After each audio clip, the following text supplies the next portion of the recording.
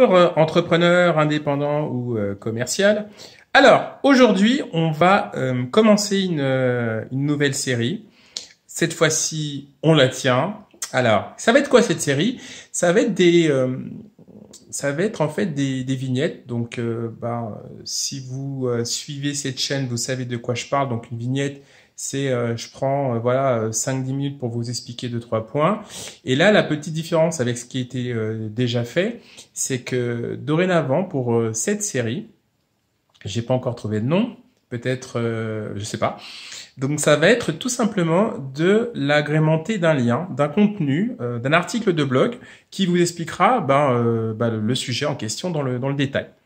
Alors aujourd'hui, qu'est-ce qu'on va voir? On va voir en gros comment garder le moral en tant qu'entrepreneur. C'est vrai qu'aujourd'hui, quand on est entrepreneur, on doit s'occuper de plein de choses et c'est des fois un peu difficile. Même des fois, c'est sacrément difficile de pouvoir garder la même humeur entre les clients qui sont bons, les impayés, les difficultés de la prospection, de pouvoir tout gérer et ce sentiment de solitude. Donc aujourd'hui, on va s'attaquer à ça sur cette vignette. Donc je vais vous donner 2-3 trucs, astuces pour garder toujours le moral.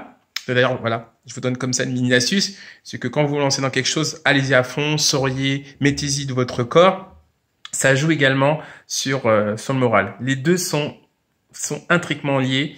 Ça va être compliqué, par exemple, moi, d'être hyper dynamique si mon corps suit pas, et l'inverse. Si vous n'allez pas bien, mais qu'au niveau de votre corps, vous vous forcez à sourire, vous vous forcez à bouger, votre morale à un moment donné va être affecté positivement ou négativement selon le tonus que vous avez donné à votre corps. Donc voilà, premier truc là qui est en exclusivité, qui n'est pas dans l'article que je devrais peut-être indiquer. Donc là sur le sujet de comment garder le moral en tant qu'entrepreneur, voilà, je vous le donne sur 5 astuces, mais je vais pas vous donner 5 puisque c'est le deal sur cette vidéo, puisque je vous invite à lire l'article, mais je peux vous en donner quand même quelques-unes.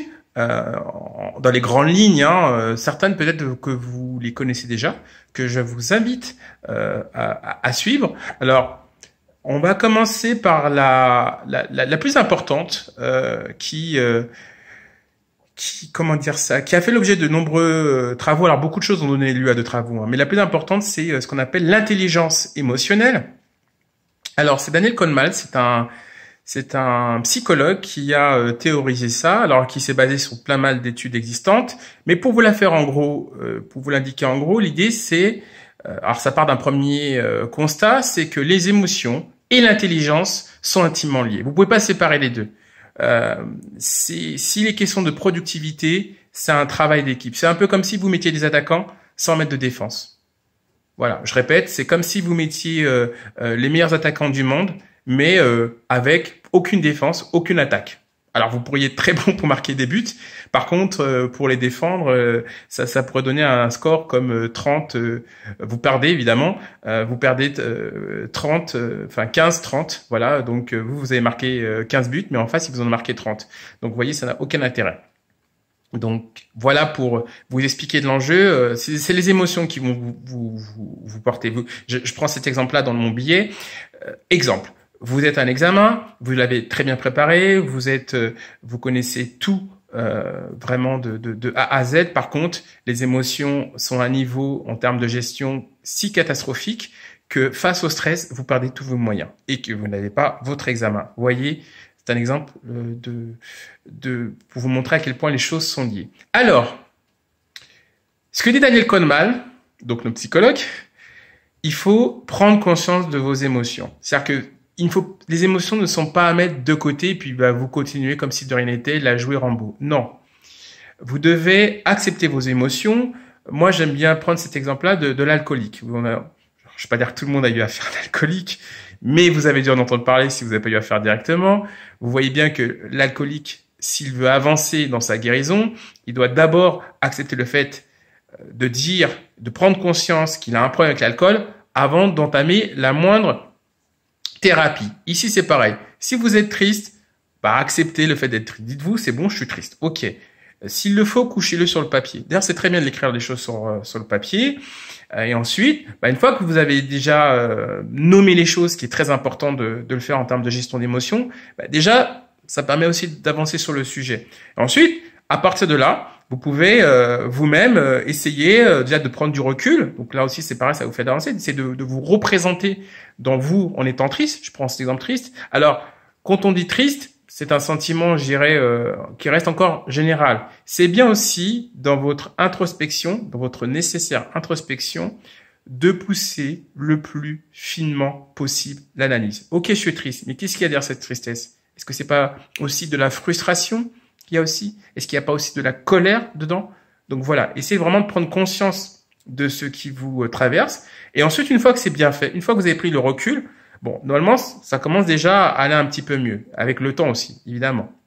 C'est aussi de faire de preuve de bienveillance. Si vous êtes en colère parce qu'on vous a versé un coup, c'est normal. C'est pas la peine de vous dire je devrais pas être en colère. Non, c'est normal.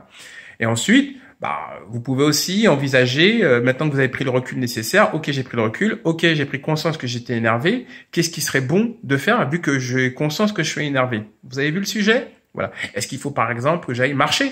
C'est des choses qui se font quand on est quand on est énervé. Voilà. Bon, je détaille tout le reste dans le billet, donc je vous invite à le lire. Puis si vous avez des questions en plus, vous avez la partie commentaires.